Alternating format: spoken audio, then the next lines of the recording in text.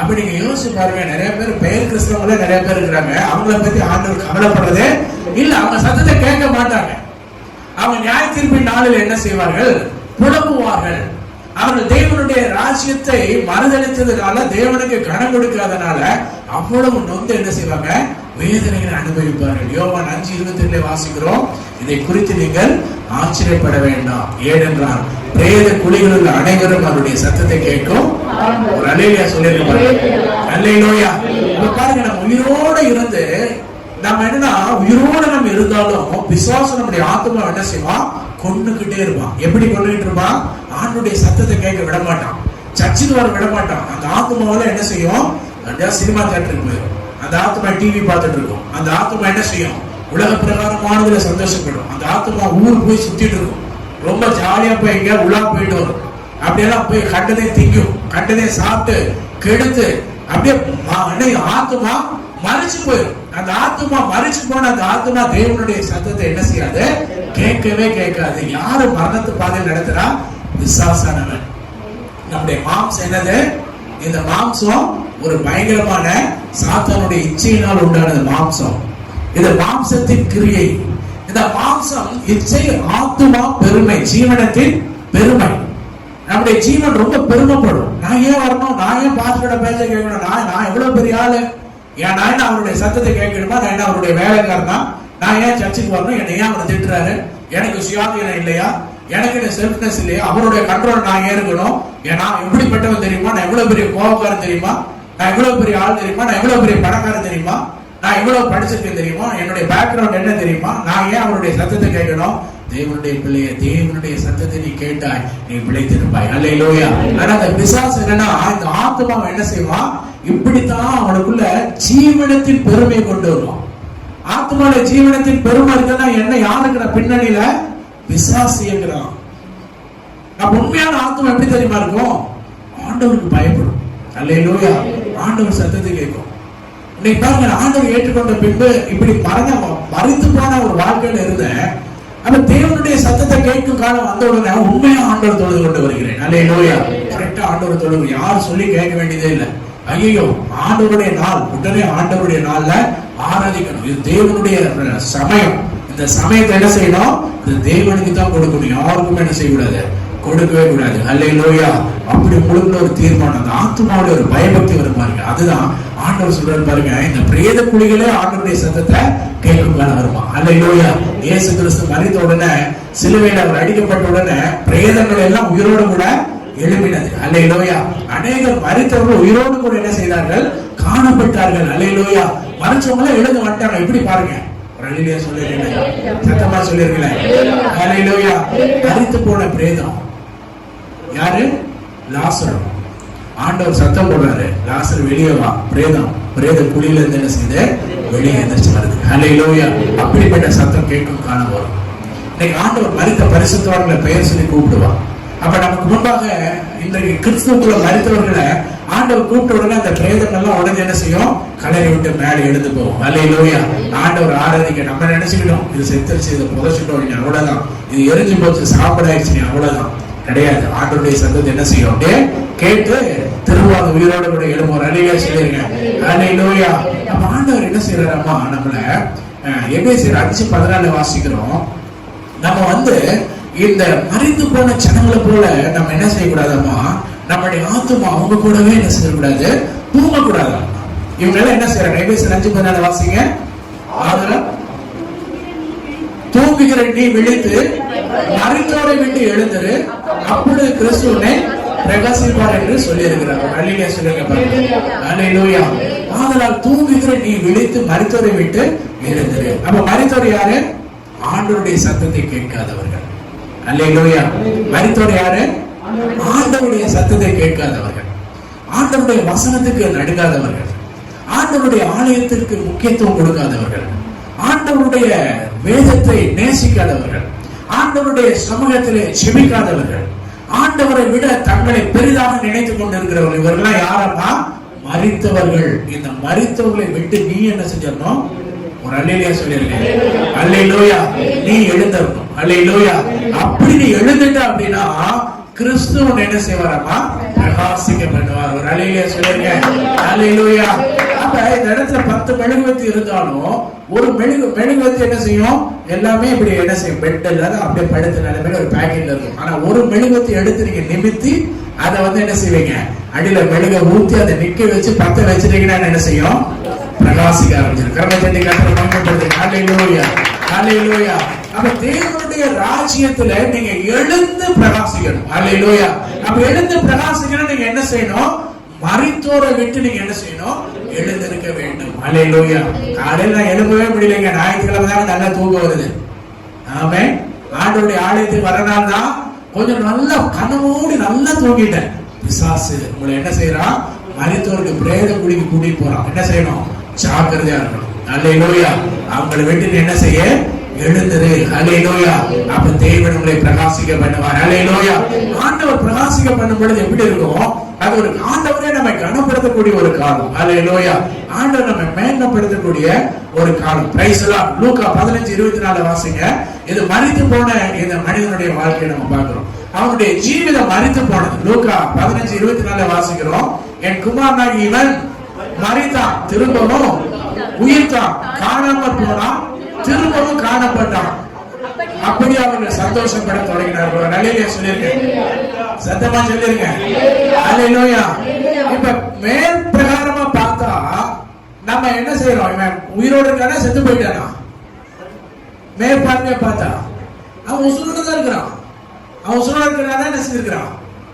அவங்க அப்பாட்ட வந்து நின்றுட்டு இருக்கிறான். அவன் செத்துட்டு அவன் என்ன செஞ்சிருக்க மாட்டான், வந்திருக்க மாட்டான். அப்படி மேற்பார்வையா நீங்க நினைப்பீங்க. ஆனா அவன் என்ன செஞ்சிட்டான்னா மரித்தான். அல்லேலூயா. அவன் என்ன பண்ணிட்டான்? மரித்தான். எதுல மரிச்சான்? தகப்பனுடைய அன்பை விட்டு மரிச்சிட்டான். அல்லேலூயா. தகப்பனை விட்டு என்ன செஞ்சான்? தூரமா போயிட்டான். குடும்பத்தை விட்டு தூரமா போயிட்டான். அவனுடைய சரீரத்தில் அவன் செத்து போயிருக்கான். பிரான்ஸ் சொல்ற பேச்சை கேட்டுட்டு அவன் தூரமா போய் என்ன செஞ்சா? இருக்கிற காசெல்லாம் செலவழிச்சு அவன் ரொம்ப ஆடம்பரமா வாழ்ந்து நல்ல சுகமா எல்லாரும் சேர்ந்து சந்தோஷப்பட்டு நல்ல ஊரெல்லாம் போய் டிராவல் பண்ணி சுத்தி எங்கெங்கயோ டூரிஸ்ட் எல்லாம் போய் அவன் இருக்கிற பணம் எல்லாம் நிறைய ஹோட்டல்ல போய் விரும்பினதெல்லாம் வாங்கி சாப்பிட்டு பயங்கர டேஸ்ட் பண்ணி நல்ல ஃபுட் எல்லாம் சாப்பிட்டு நல்ல சுகமான லாட்ஜ் எல்லாம் எங்க இருக்கு நல்லா படுத்து தூங்கி ரொம்ப சந்தோஷமா ஆடம்பரமா அவன் மரித்து போயிருந்தான். ஆனா அவன் நினைச்சுக்கிட்டான் நல்லா ஜாலி பண்றோம் அப்படின்னு.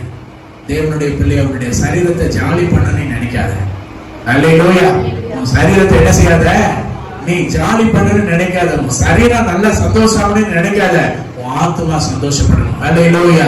அல்லேலூயா. பிரியமானவனே, உன் ஆத்துமா வாழ்வது போல் எல்லாவற்றிலும் வாழ்ந்து சுகமாயிரு. அல்லேலூயா. ஆத்துமா எங்க வாழும்? ஆண்டவருடைய வசனத்துல வாழும். அல்லேலூயா சொல்லிருங்க. அல்லேலூயா. ஆத்துமா எங்க எப்படி வாழும்? ஆண்டவருடைய வசனத்துல வாழும். ஆத்துமா தேவனுடைய ஆலயத்துல வாழும். ஆத்துமா தேவனுடைய பிரசன்னத்துல என்ன செய்யும்? வாழும், வளர்ந்திருக்கும். நீங்க ஆண்டவருடைய ஆராதனைக்கு வர ஆத்துமா என்ன செய்யும்? திருப்தியா இருக்கும், புஷ்டியா இருக்கும், ரொம்ப பயங்கர ஸ்ட்ராங்கா இருக்கும், ஸ்ட்ரென்த்தா இருக்கும். அல்லேலூயா. அந்த ஆத்துமா ரொம்ப பக்குவமா பலனா இருக்கும். ஆனா ஆண்டவருடைய பிரசன்னத்துல இல்ல, செபிக்கல, வேத வாசிக்கல, போதகருடைய வார்த்தையை கேட்கல அப்படின்னா அந்த ஆத்துமா என்ன செய்யும்? மரித்த ஒரு ஆத்துமாவா திரும்பும். அப்படித்தான் என்ன செஞ்சுட்டான்? மரிச்சிட்டான். அப்ப அதான் அந்த தகவல் சொல்றான், என் குமாரனாகி இவன் மரித்தான். எப்படி மரிச்சிட்டான்? ஃப்ரெண்ட்ஸ் பேச்சை கேட்டு என்னை விட்டு போயிட்டான், அன்பை விட்டு போயிட்டான், ஆலயத்தை விட்டு போயிட்டான், பாஸ்டர் பேச்சை விட்டு கேட்டு போயிட்டான், சர்ச்சைக்கெல்லாம் வரமாட்டேன்னு போயிட்டான், ஜாலியா போயிட்டான். ஆனா அவனுடைய ஆத்துமா மறைச்சிருச்சு. ஆனா இப்ப சொல்றாரு, தகப்பனே என்னை ஏற்றுக்கொள்ளும். இப்ப ஆண்டவருடைய சத்தத்தை அவன் கேட்க ஆரம்பிச்சான். அல்லேலூயா. அவன் புத்தி தெளிந்து, அல்லேலூயா, அவன் புத்தி தெளிந்து, என் தகப்பன் வீட்டில் அநேக வேலைக்காரர்கள் இருக்கிறார்கள், நானும் அந்த பன்றி திங்கிற தவிட்ட திண்ணை நான் என்ன செய்யக்கூடாது? நான் செத்து போக கூடாது. அல்லேலூயா. என் ஆத்துமா பிழைச்சிருக்கா நான் என்ன செய்யணும்? என் தகப்பன் வீட்டுக்கு வரணும், தேவனுடைய ஆலயத்துக்கு வரணும். அல்லேலூயா. தகப்பன் வீடு எது? ஆண்டவருடைய ஆலயம். அல்லேலூயா சொல்லிருங்க, சத்தமா சொல்லிருங்க. அல்லேலூயா. இப்ப நீங்க எங்க வந்திருக்கிறீங்க? தகப்பனுடைய ஆலயத்துல வந்திருக்கீங்க, தகப்பன் வீட்டுக்கு வந்திருக்கிறீங்க. தகப்பன் வீட்டுல உங்களுக்கு என்ன இருக்கும்?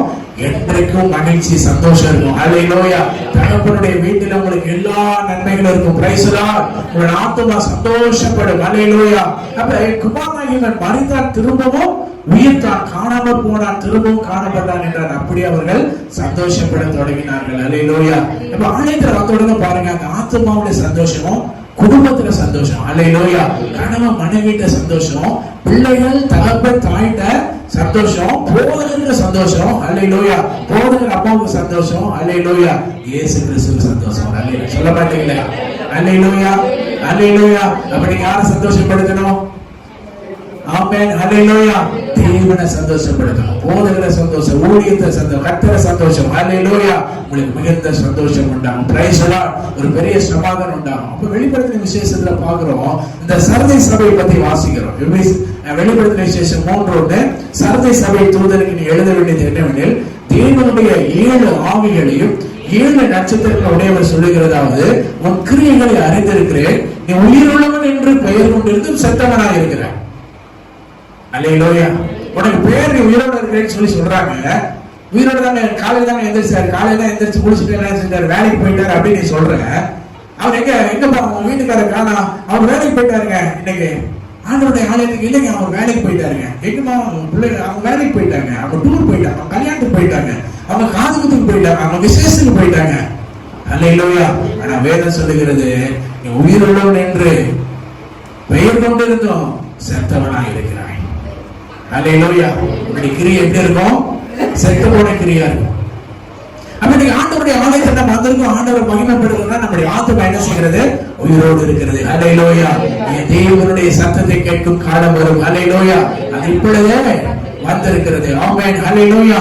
ஆண்டவருடைய சத்தத்தை கேட்கும்படியாக ஆண்டவர் சொல்லுகிறார். யோவான் 8:43 வாசிக்கிறோம், என் வசனத்தை நீங்கள் ஏன் அறியாமல் இருக்கிறீர்கள்? என் உபதேசத்தை கேட்க மனதில்லாத இருக்கிறதுனால அல்லவா. ஒரு அல்லேலூயா சொல்லிருக்கேன், சத்தமா சொல்லிருக்கேன். அல்லேலூயா. என் வசனத்தை நீங்கள் ஏன் அறியாத இருக்கிறீர்கள்? என் உபதேசத்தை கேட்க மனதில்லாத இருந்ததுனால அல்லவா. ஆமென். அப்ப மனசை என்ன செய்யணும்? வசனத்துக்கு விட்டு கொடுக்கணும். அல்லேலூயா. வசனத்துக்கு விட்டு கொடுக்காதனாலதான், மனசு இல்லாதனாலதான் இந்த உபதேசத்தின்படி என்ன செய்ய முடியறது இல்ல, நடக்க முடியறது இல்ல. மனசு என்ன செய்யணும்? ஆண்டவருடைய வார்த்தைக்கு கொடுக்கணும். அல்லேலூயா. அப்ப மனசு எங்கேயோ இருக்கும், மனசு எங்கேயோ போயிட்டு இருக்கும். இவர் வேற எழுத்துருக்க 10 மணிக்கு நம்ம அங்க போகணும், எங்க போறது, என்ன செய்யறது, மனசு எங்கேயோ. மனசு எங்கேயுமே விடாதீங்க. அல்லேலூயா. மனசு என்ன செய்யுங்க? வசனத்துக்கு விட்டு கொடுங்க. அல்லேலூயா. வசனத்துக்கு விட்டு கொடுக்கும் பொழுது உபதேசத்துல நீங்க என்ன செய்வீங்க? அதுல நிலைச்சிருப்பீங்க. அல்லேலூயா. ரோமர் 6:4 ஆண்டவருடைய வார்த்தை சொல்லுகிறது, மேலும் பிதாவின் மகிமையினாலே கிறிஸ்து மரித்தோரில் இருந்து எழுப்பட்டது போல நாமும் புதிதான ஜீவனுள்ளவர்களாய் நடந்து கொள்ளும்படிக்கு அவருடைய மரணத்திற்குள்ளாக ஞான ஸ்நானத்தினாலே கிறிஸ்துவுடனே கூட அடக்கம் பண்ணப்பட்டோம். அல்லேலூயா. நாம ஏற்கனவே என்ன செஞ்சோம்? மறிச்சிட்டோம். அல்லேலூயா. ஏற்கனவே நீங்க என்ன செஞ்சிட்டீங்க? மறிச்சிட்டீங்க. பாவத்துக்கு மறிச்சிட்டீங்க. இனிமேல் பாவம் செய்ய வேண்டிய அவசியம் இல்ல. அல்லேலூயா. நீங்க ஏற்கனவே மறிச்சிட்டீங்க. பாவத்துக்கு மரித்ததினால கிறிஸ்துவுடனே கூட நீங்க என்ன செஞ்சிருக்கிறீங்க? உயிர் திறந்திருக்கிறீர்கள். அல்லேலூயா. அப்ப கிறிஸ்துவுடனே உயிர் திறந்திருக்கிறதுனால நீங்க என்ன பண்றீங்கன்னா, ஒரு புதிய ஆவியுடையவர்களாக இருக்கிறீர்கள். அல்லேலூயா. கிறிஸ்து உயிரோடு எழுந்த அந்த ஆவி நமக்குள்ள இருக்குது. இந்த ஆவி நமக்குள்ள இருக்கிறதுனால தேவனுக்கு சித்தமானதை செய்யணும்ன்றதா என்ன செய்யுது? நம்முடைய ஆத்மா ரொம்ப இம்பார்ட்டன்ட் கொடுக்குது. அல்லேலூயா. அடுத்துதான் அதுல செகண்டரி. முதல்ல என்ன செய்யணும்? தேவனுக்கு பிரியமானதை செய்யும்படியாக நாம் உயிரோடு கூட எழுப்பப்பட்டிருக்கிறோம். அல்லேலூயா. அதுக்குதான் ஆண்டவர் நம்மளை உயிர்ப்பிச்சார். எபேசியர் 2:1 வாசிக்கிறோம், அக்கிரமங்களினாலும் பாவங்களினாலும் மரித்தவர்களாக இருந்த உங்களை உயிர்ப்பித்தார். ஒரு அல்லேலூயா சொல்லிருக்கேன். எப்படி மரிச்சிருந்தோமா? பாவத்தில அக்கிரமங்களில மறிச்சிருந்தோம். ஆனா கர்த்தர் ஆண்டவர் நம்மளை என்ன செஞ்சா? உயிர்ப்பித்தார். அல்லேலூயா. அப்ப திரும்பவும் என்ன செய்ய வேண்டியதில்லை, நம்ம அக்கிரமங்களுக்காக நம்ம மறிக்க வேண்டியதில்லை. ஆனா நீங்க மறுபடியும் சாக வேண்டியதில்லை. ஆண்டவர் உங்களை எழுப்புவார். அல்லேலூயா. ஆண்டவர் உங்களை எழுப்புவார். அந்த கிரியை உங்களை எழுப்பும். அந்த கிரியை உங்களை எழுப்பி தேவனோடு கூட நடக்க பண்ணும். ஆமென். ஒரு அல்லேலூயா சொல்லிருக்கேன். அல்லேலூயா. ஆண்டவர்கிட்ட போகும் பொழுது அவருடைய சித்தத்தை செய்வோம், அவருக்கு பிரியமானதை செய்வோம். Price the Lord. அவருக்கு எது தேவையோ, எது மேன்மையோ அதை மட்டுமே செய்கிறவர்களாய் நாம் காணப்படுவோம். ஆமென். கடைசியா வாசிக்கிறோம் யோவான் 17:1, இயேசு இவைகளை சொன்ன பின்பு தம்முடைய கண்களை வானத்துக்கு ஏறெடுத்து. அல்லேலூயா. ஆண்டவர் என்ன செய்தாராமா? எல்லாவற்றையும் சொல்லி ஆண்டவர் வானத்துக்கு நேராக அவருடைய கண்களை ஏறெடுத்தார். ஆமென். அப்ப ஆண்டவர் இயேசு அவர் தம்முடைய மேல அன்பு வைத்தார். Price the Lord. யோவான் 13:1, பஸ்கா பண்டிகைக்கு முன்னே இயேசு உலகத்தை விட்டு பிதாவினிடத்தை போகும்படியான தம்முடைய வேலை வந்தது என்று அறிந்து தாம் உலகத்தில் இருக்க தம்முடைய அன்பு வைத்தபடியே முடிவு பரிந்தம் அவரிடத்துல இயேசு எடுத்துக்கொள்ளப்பட போது வரைக்கும் என்ன செஞ்சாரு? அன்பு வச்சாரு. அதுக்கு பின்னாலே நம்ம மேல ஆண்டவர் வச்சிருக்கிறாரு, அன்பு வைத்திருக்காரு. அல்லேலூயா. அந்த அன்பு நமக்குள்ள இருக்கு. நம்ம மேல ஆண்டவர் அன்பு வச்சிருக்கிறாரு. ஆண்டவர் அன்பு வச்சிருக்கிறதுனால ரொம்ப எதிர்பார்ப்பு ஆண்டவர் நம்ம மேல வச்சிருக்கிறார். நம்ம ஆண்டவருக்கு ரொம்ப என்ன செய்யறோம்? ஆண்டவர் உங்க மேல ரொம்ப எக்ஸ்பெக்டேஷன் ரொம்ப அதிகமா வச்சிருக்கிறார். அப்ப அந்த ஒரு எக்ஸ்பெக்டேஷன் இருக்கிறதுனால நேற்றுக்கு ஒரு இது பார்த்த பேட்டியில, அப்ப ஒரு பெரிய ஒரு சாதிச்ச ஒரு மனுஷன் பேட்டி கொடுக்குறாரு.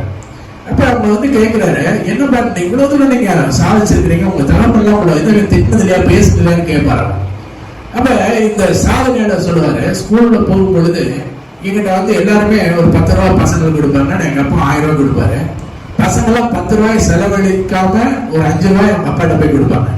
ஆனா இவர் 1000 ரூபாய் செலவழிச்சுட்டு மறுபடியும் போய் கடை வாங்கி செலவழிப்பாரு.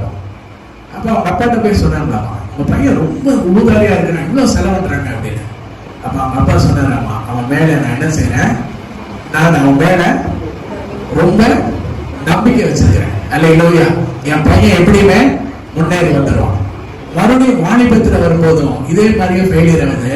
அப்ப இவர் பயப்படுறாரு அவங்க அப்பாவுக்கு. மறுபடியும் அவங்க அப்பா முன்னால வந்து நிக்கிறாரு. அவங்க அப்பா சொல்றாரு, இல்லப்பா உன் மேல நான் ரொம்ப எக்ஸ்பெக்டேஷன் வச்சிருக்கேன், உன்னால என்ன செய்யும், எல்லாமே உன்னால பண்ண முடியும். இப்ப இவர் என்ன பண்ணிட்டாராமா, அவருக்குள்ள ஒரு மாற்றம் வருது. அல்லேலூயா. அப்பா நம்ம மேல ஒரு அன்பு ரொம்ப வச்சிருக்கிறாரு. அவரை நம்ம என்ன செய்யணும், சந்தோஷப்படுத்தணும். அவருடைய எக்ஸ்பெக்டேஷனை விட அதிகமா என்ன செய்யணும், நம்ம ரிசல்ட் கொடுக்கணும்னு சாதிக்க ஆரம்பிச்சாராம். அல்லேலூயா. அப்ப இன்னைக்கு பயங்கரமா சாதிச்சுட்டாரு. அப்ப அவங்க அப்பா வந்து கேட்கும் பொழுதும் அன்னைக்கு என் பையன் மேல இருந்த நம்பிக்கை இன்னைக்கு அப்படியே என்ன செய்து இருக்கிறது. அல்லேலூயா. என் பையன் என்ன செய்வான், ரொம்ப மேல வருவான். ஆமென். எப்படின்னா ஆண்டவர் நம்ம மேல என்ன செஞ்சிருக்காராமா, அன்பு வைத்திருக்கிறார். அல்லேலூயா. எப்படிப்பட்ட அன்பு வைத்திருக்கிறார், நம்ம உயிர்ப்பித்திருக்கிறார். ஆமென். நம்ம உயிர்ப்பித்து அக்கிரமங்களையும் பாவங்களையும் மறித்து நம்மை உயிர்ப்பித்திருக்கிறார். ஏன்னா அவருடைய சித்தத்தை நம்ம செய்வோம். அல்லேலூயா. அவருக்கு பிரியமா நடப்போம், அவருடைய சத்தத்தை கேட்போம். ஆமென். அவர் மேல நம்ம அன்பு வைப்போம், நம்முடைய மனசு அவர்கிட்ட செலுத்துவோம். அல்லேலூயா. அவருடைய உபதேசத்தை நடப்போம், அவருக்கு பிரியமானது செய்வாங்க. ஆண்டவர் நம்ம மேல அன்பு வச்சிருக்கா சொல்றாரு, அவருடைய சத்தத்தை கேட்கும் காலம் எல்லா பக்கம் அவரை தொழுகிறோட எப்படி தொழுகிறோம், ஆவியோட உண்மையோட. நிறைய போலியா நடிப்பாங்க, ஆனா அன்புள்ள பிள்ளை என்ன செய்ய மாட்டாங்க, அப்படி நடிக்கிறது ரொம்ப மாத்திரதான் வெளிப்படும். பிரைஸ் எல்லாம் உண்மையாக இருக்கும். கர்த்தர் ஆசீர்வாதம். நான் எழுதுறது கர்த்தர் செய்த எல்லா உபகாரங்களும் நினைத்து தகப்பன் செய்த எல்லா நன்மைக்காக எல்லாரும் ஆண்டவருக்கு நன்றி செலுத்தலாம்.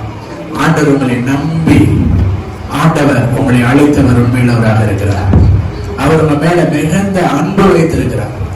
அவர் உயிரோடு இருந்தப்போ அன்பு வைத்தார், அவர் எடுத்துக்கொள்ளப்படும் பொழுதும் அந்த அன்பு வைத்தார். எவ்வளவு பெரிய ஒரு எதிர்பார்ப்பு உங்க மேல ஆண்டவர் வச்சிருக்கிறார்.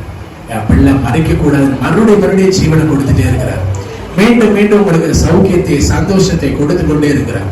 நீங்க நம்ம எத்தனையோ காலங்களில் நம்ம தவறி போனோம், ஆனா ஆண்டவர் திரும்ப திரும்ப நமக்கு வாழ்வு கொடுத்துட்டே இருக்கிறார். ஏன்னா அவருடைய சித்தத்தை நம்ம செய்வோம் அப்படின்னு. ஆண்டவர் ஒப்பு கொடுங்க. ஆண்டவரே உங்க சித்தம் செய்வீங்க. ஆத்மாவுக்கு முதலிடம் கொடுப்பேன், சரீரத்துக்கு நான் 2வது நான் இம்பார்ட்டன்ட் கொடுப்பேன்.